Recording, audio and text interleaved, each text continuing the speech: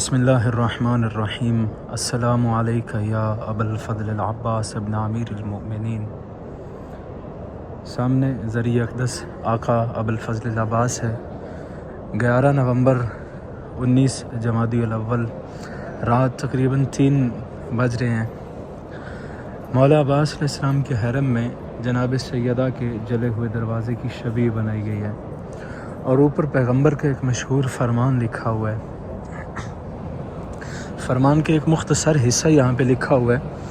یہ روایت امام موسیٰ کاظم علیہ السلام سے ہے۔ امام موسیٰ کاظم ارشاد فرماتے ہیں ان رسول اللہ صلی اللہ علیہ وآلہ وسلم لما حضرته الوفات، جب رسول اللہ کا وقت آخر قریب ہوا، وقت رحلت قریب آیا، رسول خدا نے اپنے اصحاب کو جمع کیا اور پیغمبر نے فرمایا اے میرے اصحاب، یاد رکھنا الا ان باب فاطمہ بابی۔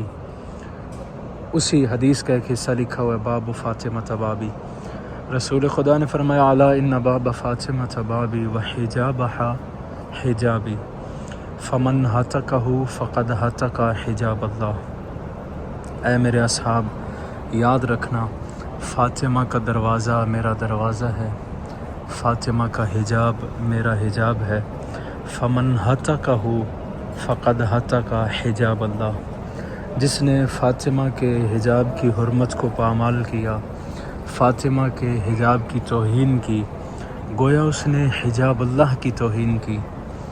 روایت کے لفظ ہیں ثم بکل امام القاظم بکاء طویلا۔ اس کے بعد امام موسیٰ کاظم نے کافی دیر تک گریہ کیا۔ کافی دیر رونے کے بعد امام موسیٰ کاظم نے فرمایا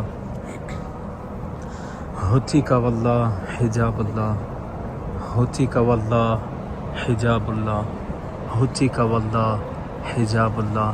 3 دفعہ گریہ کر کے امام نے کہا باخدا فاطمہ کے حجاب کی توہین کی گئی، ہوتی کا واللہ حجاب اللہ، باخدا اللہ کے حجاب کی توہین کی گئی، باخدا اللہ کے حجاب کی حرمت کو پامال کیا گیا، باخدا اللہ کے حجاب کی حد کے حرمت کی گئی۔ یہ اس جلے ہوئے دروازے کی شبیہ بنائی گئی ہے جس کے بارے میں پیغمبر نے اپنے اصحاب کو اکٹھا کر کے فرمایا تھا میرے اصحاب، یاد رکھنا فاطمہ کا دروازہ میرا دروازہ ہے، فاطمہ کا حجاب میرا حجاب ہے۔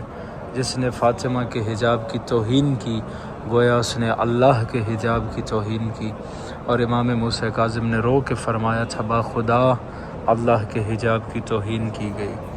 یہ بیت جناب سیدہ زہرا کی شبیہ بنائی گئی ہے۔ ایام فاطمیہ میں آپ جانتے ہیں شہزادی کائنات کی وہ مظلومہ ہیں کہ جن کے قاتل کا نام بھی ہم سر عام نہیں لے سکتے، تو بی بی کی غربت کا پیغام زمانے تک پہنچانے کے لیے ہمارے پاس ایک بہترین ذریعہ ہے شبیہات کے ذریعے۔ یہ شبیہ بنی ہوئی ہے، دروازہ جلا ہوا ہے، دروازے میں میخ پیوست ہیں، خون بہہ رہا ہے، لکڑیاں دروازے پہ رکھی ہوئی ہیں۔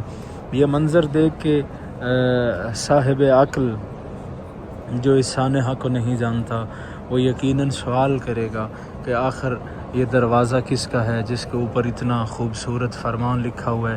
رسول اللہ نے فرمایا فاطمہ کا دروازہ میرا دروازہ ہے، اور اگر فاطمہ کا دروازہ رسول اللہ کا دروازہ ہے تو دروازہ بطول کو جلایا کیوں گیا؟ یہ لکڑیاں کیوں رکھی ہیں؟ جلانے والے کون تھے؟ تو بی بی کی غربت کا پیغام زمانے تک پہنچانے کے لیے ہمارے پاس یہ ایک بہترین ذریعہ ہے۔ اور دعا گو ہوں پروردگار بحق ابی الفضل العباس آپ تمام مومنین کو زندگی میں ایک بار ایام فاطمیہ کربلا میں نصیب فرمایا۔ آپ آ کر اپنی آنکھوں سے دیکھیں گے کہ کس طرح مولا عباس کے حرم میں جناب سیدہ کے گھر کی شبیہ بنائی جاتی ہے، اور بین الحرمین میں بھی اسی طرح کچھ مواقع نصب ہیں جہاں پہ جناب سیدہ کی مظلومیت کا پیغام دنیا تک پہنچایا گیا ہے۔ بی بی کے جلے ہوئے دروازے کی شبیہ، بیت زہرا کی شبیہ، کس طرح مسلمان جناب سیدہ کے دروازے پہ آئے، اونچی آواز میں گفتگو کرنے لگے، اور جب ایک شخص نے کہا کہ لکڑیاں اکٹھی کرو اور فاطمہ کے دروازے کو جلا دو، تو قریب کھڑے ہوئے ایک شخص نے کہا قیلا ان فی الدار فاطمہ۔